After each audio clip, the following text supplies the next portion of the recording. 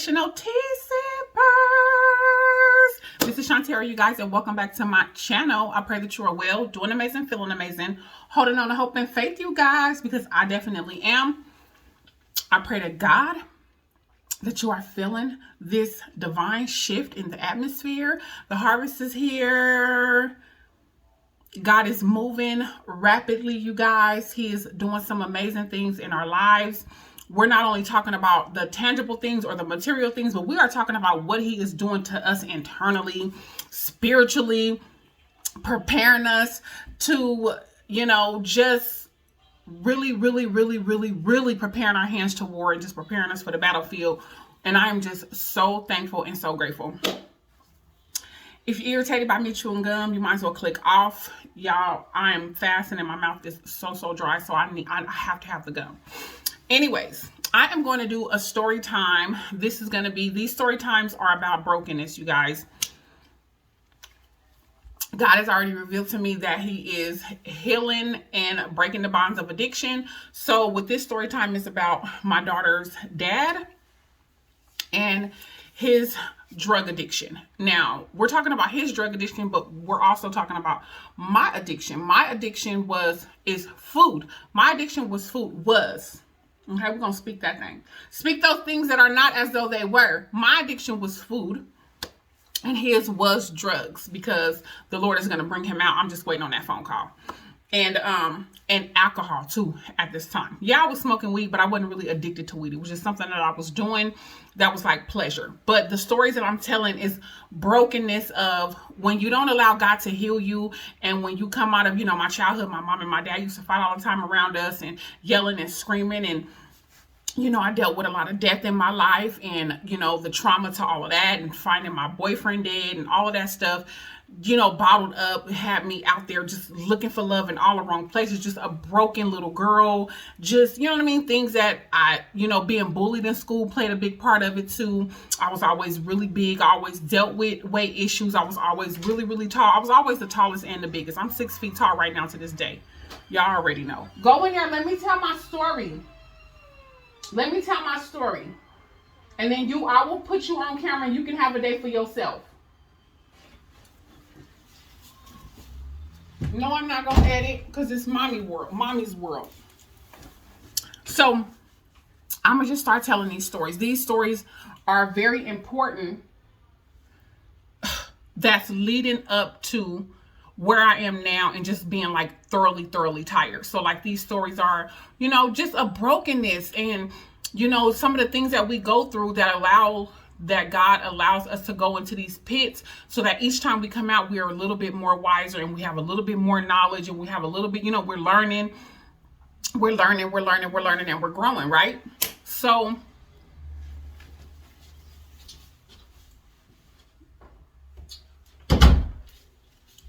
he's gonna come in because he's gonna be looking for the remote.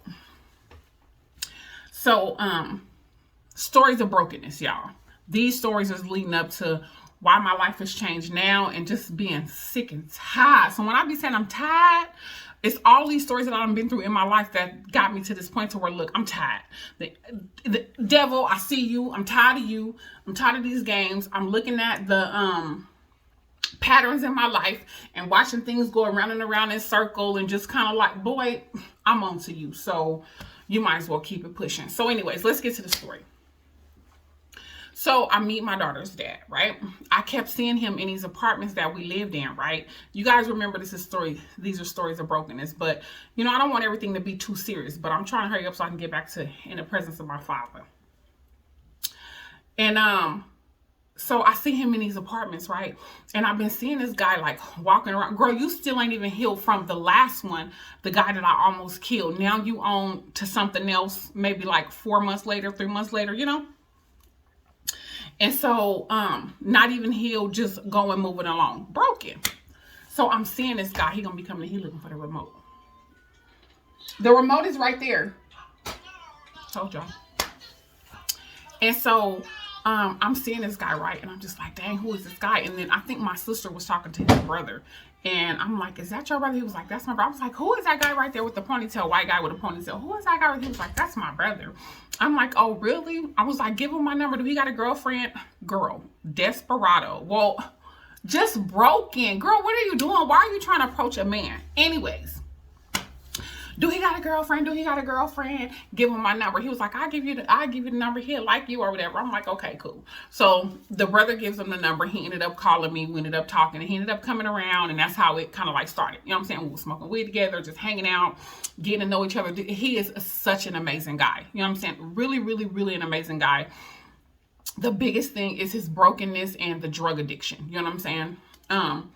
But God is gonna deliver him out. So my man, just cool, just really, he proposed to me. But if it wasn't for the drug addiction, I would have said yes. But the drug addiction was just too much for me. You know what I mean? Like, we ain't just talking about weed, we talking about meth. You know what I mean? So so we start talking or whatever. And then like as months is going by, like I told y'all before, if it's not marijuana, I didn't know about other drugs. You know what I'm saying? I don't know about cavies and meth and pills, and I wasn't into none of that stuff, right? So I kind of didn't know, but there was some like little stuff going on, like he would leave and then take forever to come back, like, you know, or sometimes just wouldn't come back and disappear for a day, like, huh, like what, you know what I mean? Or just would be acting weird, you know what I mean? And I'm just like, okay, what? And then so as months is passing by, I think it's probably like 4 months pass by, and like, I'm like, dude, it's something up. Like, I don't know what it is. I can't really put my discernment. Can't really put my finger on it. I don't know what it is, but you've been acting weird. Something going on. I don't know. Kind of strange, right? So he like, okay. And then he was like, well, tonight is the night. I'm gonna come over and we're gonna have a talk. I'm like, a talk about what? You know what I mean? He was like, I got something to tell you. I'm like, please don't scare me. Y'all, I'm a super empath.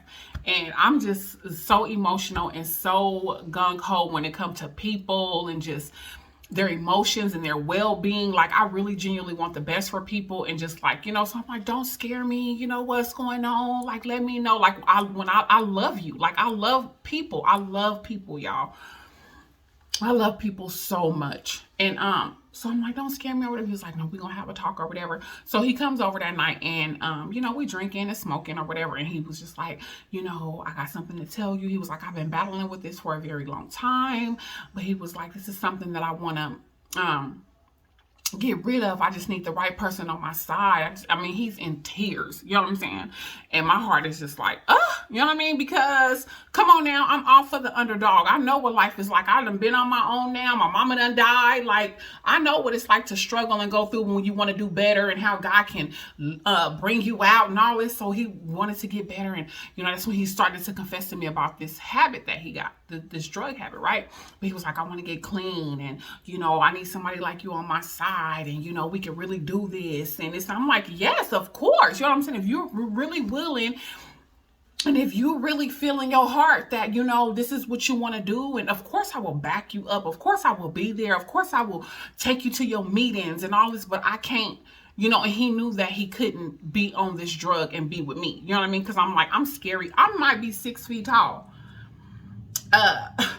But baby, I'm scary in that aspect. Like, I don't do guns. I don't do drugs, drug dealing, gang banging, all that. I'm scary like that. You know what I'm saying? Like, big crowds going out. If it's a big crowd huddling up, I'm taking off, because I don't know if somebody's going to start shooting and all that. I'm scary. Super, super scary when it comes to that aspect. So I'm like, drugs like that, I don't know if you're going to get high and big buck-eyed, and if you're going to get the shooting and stabbing and choking. Like, I don't know. You know what I'm saying? I'm scary. Even though I do know God is not giving us a spirit of fear, but a power, love, and a sound mind. But I'm saying, scary. And so I'm like, so he knew that. So he was like, I want to get clean. You know, I've been fighting this battle with somebody like you on my side. Like, we can do this. I'm like, okay, girl, but you still broken. How you going to help somebody else? And that's the point. How you going to help somebody else? You still broken. You know what I mean? He's broken. He still got all his childhood stuff and stuff that he dealing with. I still got all my stuff going on. Like, two broken people. Girl, come on. Bye. But anyways. So I'm like, okay, cool. So I'm taking him to the AA meetings or whatever, dropping him off and going back to the house. Y'all, come to find out, I'm going to tell y'all the big story, but I'm going to mash these two stories together and then tell one big final story. When he kidnapped the baby, our baby. And so I'm taking him to the meetings or whatever. And then, y'all, the whole time, and this is happening. Like, I think he went like twice a week or whatever. I'm down. You know what I'm saying? I'm taking you loyal. And this is the cool part about me. How can you be so loyal to somebody? So loyal to somebody, and you're not even that loyal to yourself? Crazy, I know. But story of brokenness, right? So I'm taking him to the meetings or whatever. I ain't thinking nothing, you know. After the meetings, I'm like, okay, what they was talking about or whatever, and this and that, and this and that. Y'all, long story short, come to find out, when I was dropping him off to the meetings, he was going to go get high. And when I was picking him up, you know, the whole time, you weren't even really in the meetings. Yeah, you would go to a couple classes, but for the most part, you were still smoking. And here I am thinking I'm supporting you and I'm, you know, really doing this with you and we really doing this together. Girl, no, not really. Not really at all. Okay. So time is going by, y'all. Now we get into fights and stuff because now, you know, he would go to work and it's time to pay the rent. You know what I mean? I ain't never paid for no dude to stay in my house. If you didn't have your money or your part, you couldn't be here. So if it was time to pay the rent and you didn't have your half of the money, you had to leave until you came up with your part. And his mom used to be so mad, like, is that really love? God rest her soul. Is that really love? Why does she always kick you out every time you know you don't have no money over? Because you're not supposed to be over here. What? Who does that? Not I. And so when it was time to pay the rent, sometimes he would be like, oh, you know, I lost my check. And you got me searching for the check. I'm searching for the check with you. We backtracking all the way. And I'm like, he like, oh my God, you know, where is the check? You know, so I go pay the rent because the rent is due. So we looking for the check. Always. Come to find out, after looking for the check, backtracking, driving all around, going back up to his job, he acting like he on the phone, talking to the people the whole time. You done smoked the money up. So you done owed these people. And when I find out, I just pick up a lamp and just crack him. So these type of fights are happening. You know what I'm saying? So, because I'm like, this can't be real. You know what I mean? Like, you're manipulating me, making me think it's something else when really, you really out here, you know, gung-ho. You still out here, you know, this drug got a really, really bad hold on you. Not to mention my addiction. It may not be food. I mean, it may not be meth, or it may not be crank, coke and all that. But girl, it's still an addiction. You know what I'm saying? It don't matter what it is. All sin is measured the same. You know what I'm saying? So you got an addiction. I got an addiction. Here we are smoking weed on top of that. You know what I mean? Just broke a broken mess. A broken mess. But God is about to do it. And I'm so excited. And so these type of fights are happening. So coming to lead up, this ain't the last fight. Him kidnapping the baby is probably one of the ones that was leading to the last, but I'll tell that one in another story time. So this one is about when the cops came. Okay, so we into this fight. We into this fight probably about some money or him not going to work, because he would always be like, when he was stay up all night, his hands and stuff would be numb and all this. It was just like it just turned into a game. And then when I get to the point to where if I'm striving with you and I'm tarrying with you genuinely, but you behind the scenes really taking that for granted and you playing with me, then I turn into like this raging maniac. You know what I mean? Past tense. Raging maniac, right? So I'm turning into this raging maniac, and we would have these big fights or whatever. So this one particular fight, I'll never forget, we lived up right there, like 2 blocks from Kern Medical Center. We stayed in Bakersfield, California for my hospital. It was one big house, but the house was separated in the middle. Like they put a wall there and they made like to make more money. So she had like a little studio up front. The house was separated in the middle. And then I had my little studio toward the back. You know what I'm saying? It was like separated, but it was still one big giant house that was separated into 2, right? So we fighting, y'all. At this point, the relationship is coming to an end. I got my baby. We done had our child. You know what I'm saying? I done had Deanna, and I'm just like, you know what? I'm coming to the end of my rope. You know what I mean? I'm like, this guy is literally using me, you know, you taking my not really using me, but just like, he don't know. You know what I'm saying? He don't know. Obviously, hell, I didn't know either. But you broken. But I'm like, I'm getting ready to leave this dude. So one of these other fights, y'all. So we in there arguing about something, some money, something, him not going to work, something making me, because it's already wrapping up. So he says something, and all of a sudden, y'all, we just start. I'm always the one that hit first. I mean, I'm not bragging, and it's never, ever, ever okay to put your hands on an individual. Ever okay to put your hands on an individual. Ever. But I was always the one who would hit first, because in my mind, I was thinking, okay, you can beat this Don't judge me, y'all. The Lord loves me, and it's all been cast into the sea of forgetfulness. But it's embarrassing to say, but I would be like, okay, you can beat them into loving you. You know what I mean? Like, okay, if you're not going to leave them, if you still going to stay down, and if you still going to stay loyal, okay, when this type of stuff come up, just beat the crap out of them. You know, like literally beat the crap. Like pick up lamps, bust them in the head, pick up whatever, and just knock them, and just crazy. Like, girl, you ain't going to beat nobody into loving you, baby. So he said something, so we in there fighting. And I guess this time the fight was, go back in there, my love. Go back in there. And I guess this time the fight was just like too much for the neighbor. Because we in there, we are, where was my baby at? I think my baby was with my sister, because my baby wasn't there. Thank God. Either she wasn't there or she was in the back sleep. Because it was like a long kind of like little hallway walkway, and the room was like way in the back, and we were up toward the front of the little studio fight. But when I say fighting, I mean throwing blows for blow, because at this time I'm the one that's starting it, and at this time I'm just supposed to beat you. You know what I mean? Like I'm about to just beat you. You taking advantage of me, and you know, it's just, I'm over it. You know what I mean? This relationship is wrapping up anyway, and I'm to the point to where, girl, but you should have just left. But this is a story of brokenness.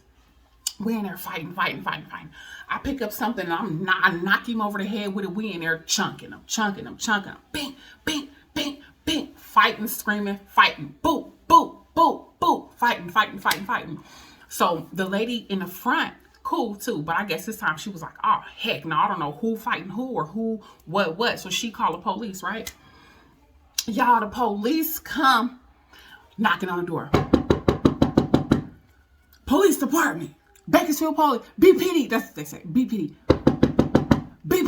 So we, you know, he trying to, what? That's me. I think somebody at the door. And so he fixing his clothes. By this time, his shirt is ripped. He got blood all down the front of his shirt. My shirt is ripped. My hair is all over my head. Mess.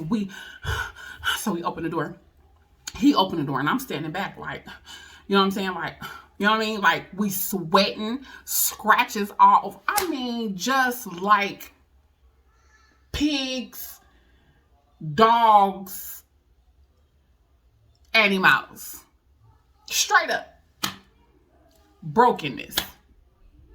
Girl, what made you think you...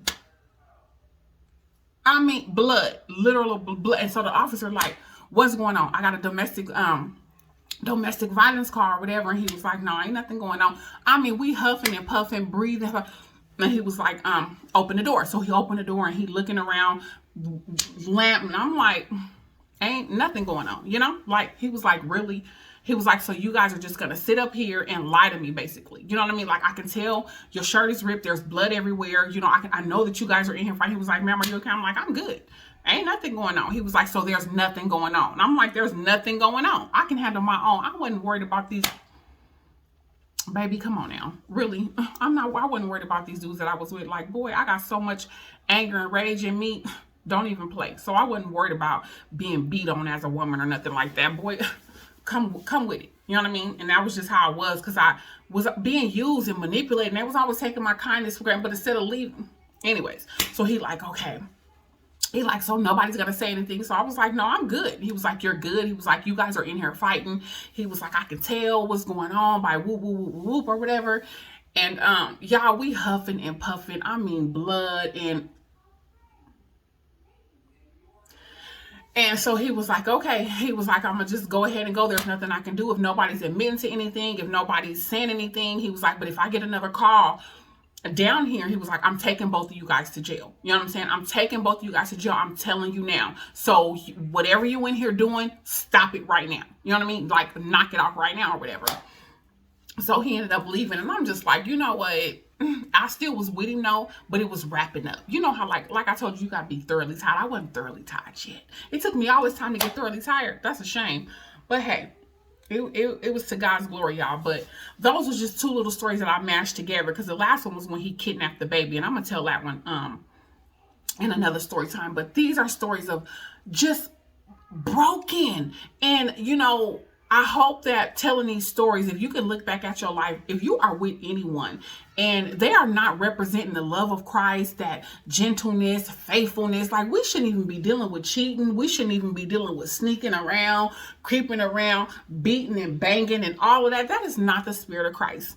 It is not the spirit of Christ. So if you're dealing with somebody or quick with wrath and anger, even with me putting your hands on somebody online, that's not the spirit of Christ, Shantara. That is not the spirit of love. You are a broken individual and you need to go get help. Help. You need help from the Father. You need help from a therapist. You need help. But where the spirit of the Lord is, there's liberty. So I have been broken free, baby. And I don't want this anointing to leave my life, because it feels absolutely amazing. But I mean, just take a look at some of the stuff that you go through. And I know everybody has their own time and progress and process and all that, but time is winding up. Like, we deserve a whole lot more than a lot of the things that we deal with, and a lot of things that we, you know, put up with and go through and all that. And it's just like, it's time out. You know what I mean? It's time to get healing, so that we can really, really, really get what God is wanting us to have, so that we can represent kingdom and go out here and win souls for the kingdom and set captives free, and really, really, really see a revival in the world. And you know what I mean? And just really, for God to get the glory once again. You know what I mean? Like, we didn't go through all of this stuff to continue on playing these games. So that is the story time that I wanted to tell you guys.